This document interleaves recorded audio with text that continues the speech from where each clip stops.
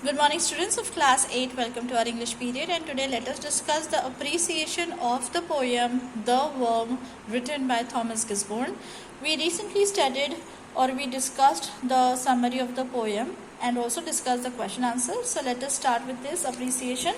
I have written down the appreciation for you. Let me just show you and also explain you. So here is the the appreciation, and we have to consider 5 elements that 5 factors in order to write down the appreciation. I have written down the name of the poem, the topic which is appreciation. I have written down the date also, and in the same manner you are going to write down in your notebooks. So what is the first thing that we have to consider? We have to write is the name of the poem. So it is written poem with a small dash, The Worm. Poet Thomas Gisborne. Rhyme scheme AB AB. Why is it AB AB? Let me explain. So let us consider the first stanza, which is made up of 4 lines. So the last word is aside. What is the last word in the second line? It is worm. So let us start writing down. Okay, so let us denote this first line with the letter A. And since aside and worm do not rhyme, so let us denote the second line with the letter B. Now let us take this word deride. It rhymes with this word aside. So what was the letter denoted to the first line? It was A. So let us write down A here, because aside and deride are rhyming words.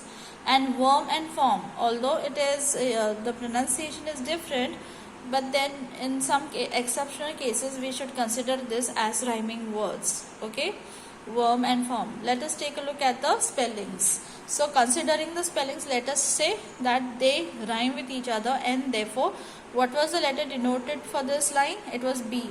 So let us write it down as B. So what is the rhyme scheme that has formed? A B A B. So it is mentioned A B A B. What are the figures of speech found? The figures of speech that I have spotted are inversion, anticlimax, and apostrophe.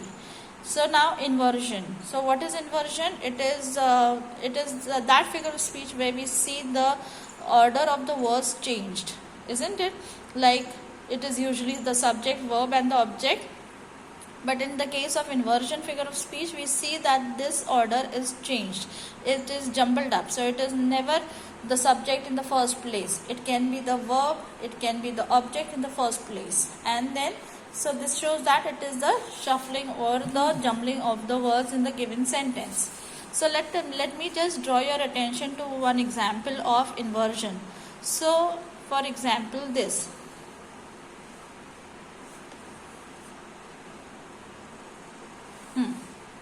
The sun, the moon, the stars he made to all his creatures free. Let us consider this as one line. Fine? One sentence. So what is there in the first place? It is the object. He made is the verb. Sorry, he is the subject, made is the finite verb. And what he made. What will the question come to your mind? It will be what. So what will give you an answer to the object? So what is the object? The sun, the moon, the stars. So where is the subject, where is the object, and where is the verb? It is not it is not the subject verb format. What is there first? It is the object, then is the subject, and then is the verb. Fine. So this is not written in the correct manner or in the proper format of a sentence. Therefore it is an example of inversion. I hope you understood this. And then the anticlimax. It is the same line. Anticlimax is that figure of speech where we see the events written down in descending order and not in ascending order. So what is the most important thing first? It is the sun, isn't it? And then the moon, and then less important are the stars. This becomes an example of anticlimax. In climax, what would have been the order? The stars, the moon, the sun. So you start from the smallest of the things to the highest of the things. Less important to the most important things in climax. In anticlimax is vice versa. It is just the opposite. So the biggest thing or the most important thing is written first, and then the less important, and then the last is the least important thing. So this is an example of anticlimax. So you will have to write down the whole line from here to here, I mean, this is just to make you understand. You don't have to write down the lines that suggest the figure of speech. This is just to make you explain. And then it is apostrophe also. What is apostrophe? It is that figure of speech where the poet addresses an abstract or an absent noun, okay, or an object. So let them enjoy the little day. So who is this let them? Who is them referred to? Them is referred to the worms. Are the worms there in front of the poet?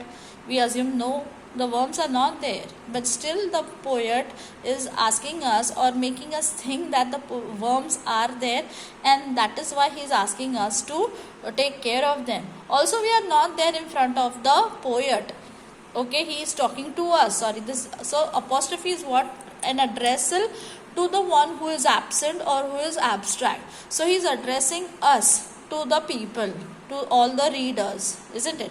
So are we there in front of the poet? We are not. So therefore this is an inversion. Again, sorry, this is an apostrophe. Again, this line below, oh, do not lightly take away. To whom is the poet saying this? The poet is saying this to the readers again. Fine.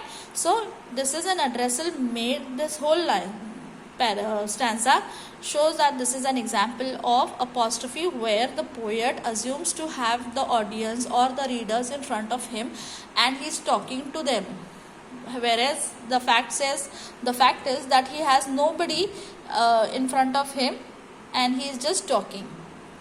So this is an example of apostrophe. So these were the three figures of speech that we spotted in the poem. Central idea of the poem is, the poem gives us a message, live, let me just write this in single inverted, live and let live. This is the message given by the poem. It tells us to be kind to all living creatures as they too are created by the same God who has created us. Full stop. It tells us to be kind to weird looking, wiggling worms who are unnoticed and crushed to death by us. So this is the central idea of the poem The Worm. I hope you have understood this. Please go through the recording again and again and try to understand. In case of any doubt, please do acknowledge to me through WhatsApp or through Google Classroom. See you in the next session. Till then, goodbye.